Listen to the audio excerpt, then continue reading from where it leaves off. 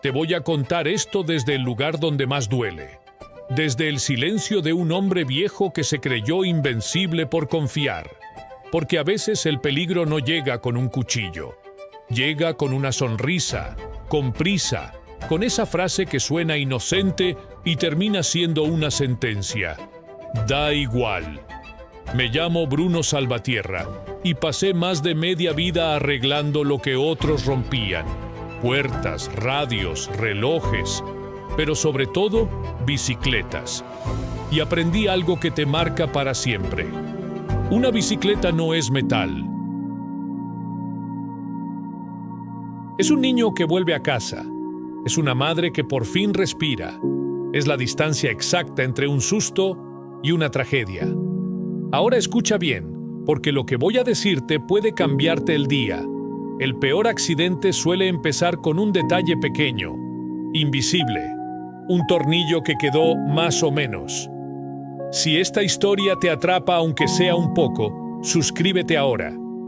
No por el canal, por ti.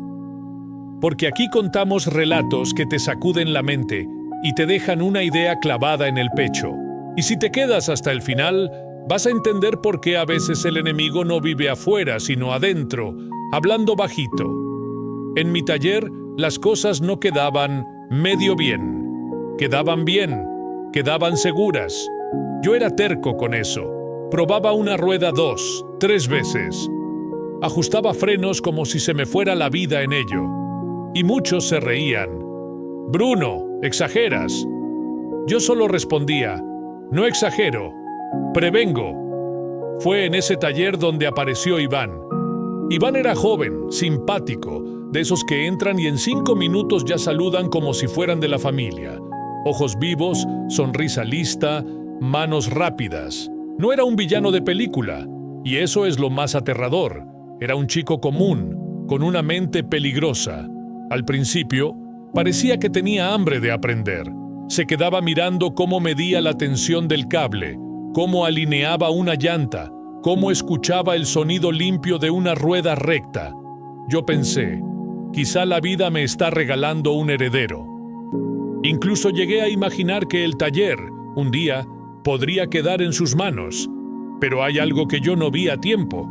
El veneno no entra rompiendo la puerta, entra escondido en una idea cómoda, en una frase, en un susurro. Primero fueron pequeñas señales. Una clienta volvió diciendo que la cadena saltaba.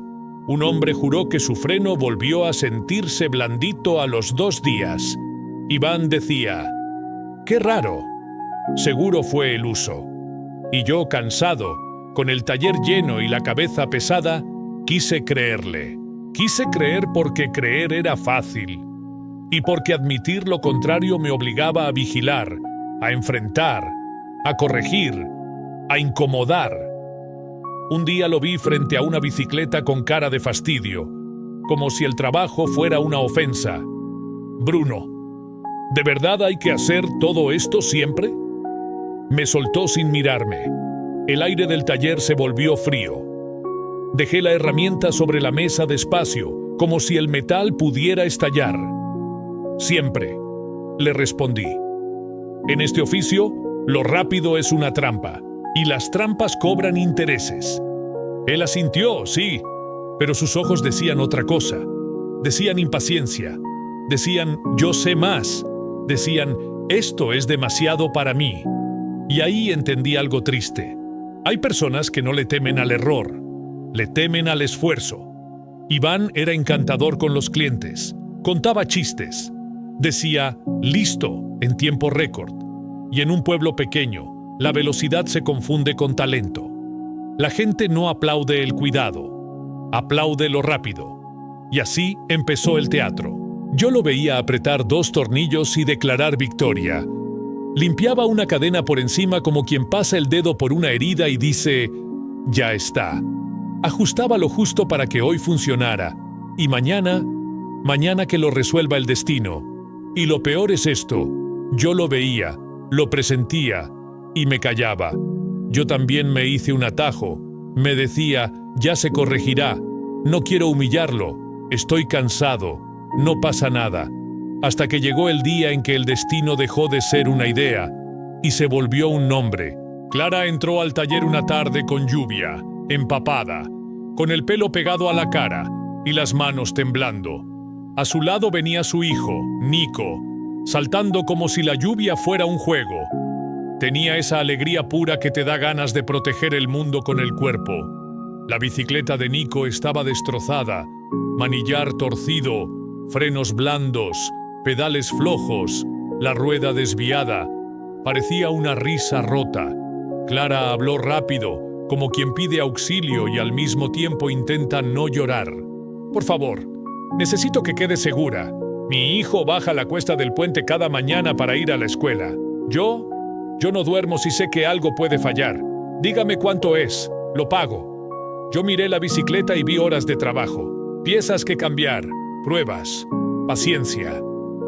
No era un arreglo simple, era una reconstrucción, y entonces hice lo que me perseguirá siempre.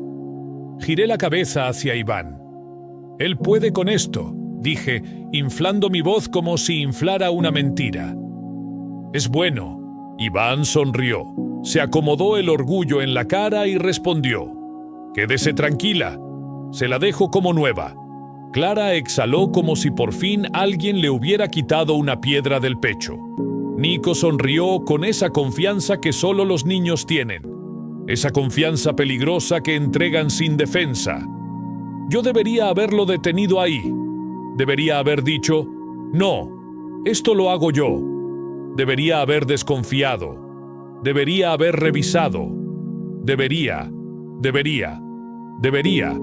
Pero yo tenía una cita médica. Yo tenía prisa. Yo tenía cansancio. Yo también tenía vida. Y me fui, creyendo que confiar era un acto noble. Volví al taller 2 horas después y la bicicleta estaba lista en la puerta.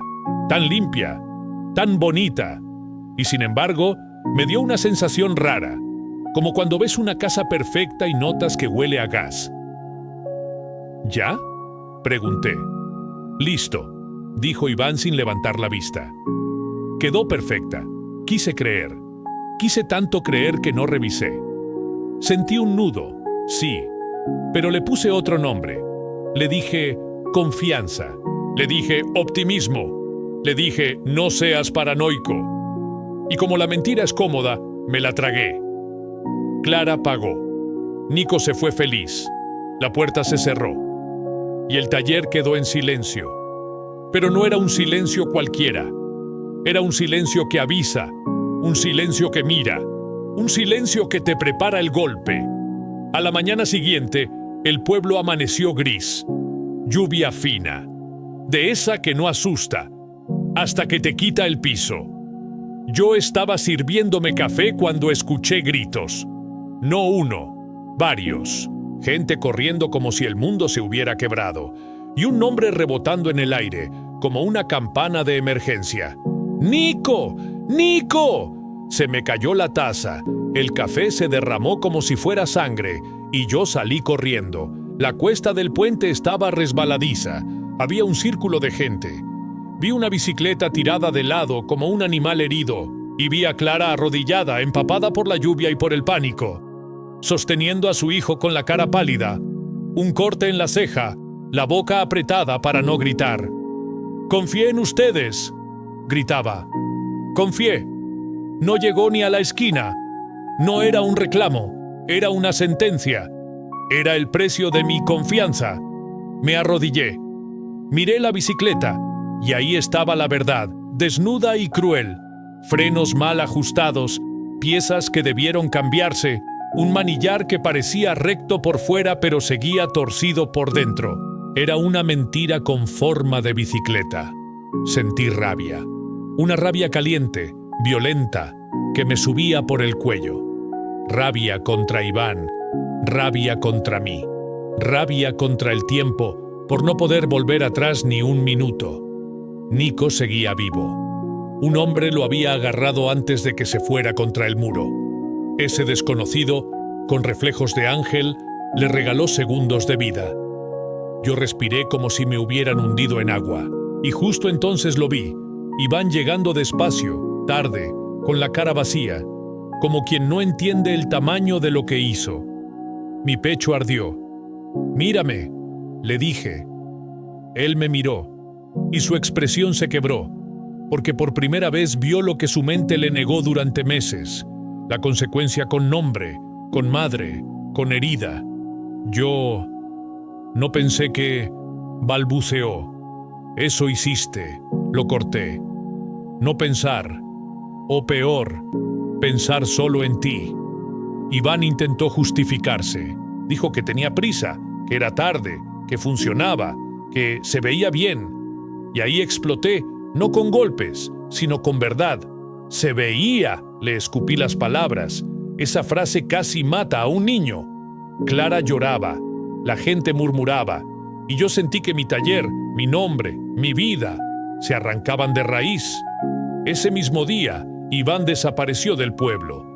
No porque yo lo echara, porque no soportó el espejo. Y aquí viene lo que nadie te dice. La culpa no es un maestro amable. La culpa primero intenta destruirte. Te despierta en la madrugada con imágenes, te repite sonidos, te inventa películas horribles, te obliga a ver tu cara cuando hiciste daño.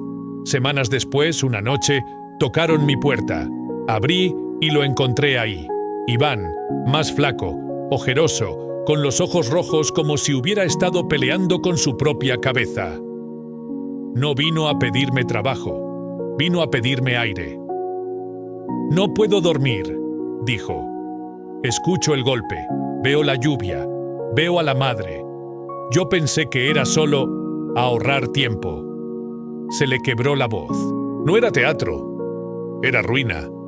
Yo sentí furia, sí, y también tristeza, porque entendí que su enemigo nunca fue el taller. Su enemigo era esa voz interna que lo gobernaba, ese pensamiento cómodo que le decía: «Haz lo mínimo. Total, nadie lo notará». «¿Y ahora?», pregunté. Iván tragó saliva. «Ahora me noto yo», susurró. «Y es peor, porque por dentro me odio». Lloró. Lloró con vergüenza real, sin discurso, sin excusas.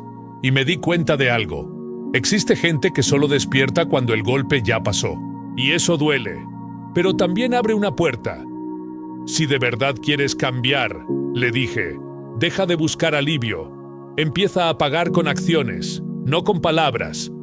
Iván asintió como quien recibe una condena justa. No volvió al taller. No podía. Era como entrar al lugar donde rompiste algo sagrado.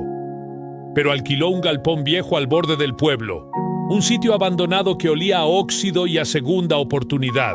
Y ahí, lejos de aplausos, lejos de likes, lejos de ojos, empezó a reparar bicicletas para niños. Gratis. Al principio era castigo, después fue disciplina, después fue identidad. Lo vi con mis propios ojos probando una bicicleta 3 veces antes de soltarla. Lo vi ajustando frenos con una concentración que parecía oración. Lo vi cambiando piezas sin escatimar, aunque nadie lo viera. Y ahí entendí. Cuando alguien decide dominar su mente, no lo hace con una frase bonita. Lo hace con hábitos, con dolor, con repetición, con humildad. Un día me crucé con Clara en el mercado. Me miró duro, esa dureza de madre que ha sentido el abismo. «Nico está bien», me dijo, «pero no se olvida». Yo bajé la mirada. «Yo tampoco», respondí. Ella se quedó en silencio. Luego dijo algo que no era perdón, pero era una puerta entreabierta. «Si ese chico vuelve a tocar una bicicleta de niño, que lo haga como si fuera la vida de su propio hijo». Esa frase me cayó encima como lluvia fría. Porque era exactamente el centro de todo. Y ahora te hablo a ti que estás escuchando, porque esta historia no va de bicicletas. Va de algo que ocurre todos los días dentro de tu cabeza. Tu mente es un taller. Tus pensamientos son herramientas. Algunas construyen, otras rompen sin ruido. Y lo peligroso es que el pensamiento oscuro no siempre te dice «haz daño». A veces te susurra algo más seductor. «Hazlo rápido. Solo por hoy. Total, nadie se entera. Es suficiente». Y ahí empieza el desastre. porque el mundo puede tardar en pasarte la factura, pero siempre la entrega. Y cuando llega, no llega con números, llega con lágrimas, con gritos, con una ambulancia, con una mirada que te parte el pecho.